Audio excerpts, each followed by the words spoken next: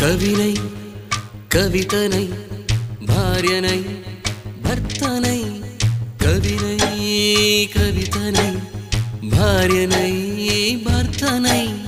మల్లెల దారిలో మంచు ఎడారిలో మల్లెల దారిలో మంచు ఎడారిలో పన్నీటి జయగీతాల కన్నీటి జలపాతాల నాతో నేను అనుగమిస్తూ నాతో నేనే రమిస్తూ ఒంటరినై అనవరతం కంటున్నాను నిరంతరం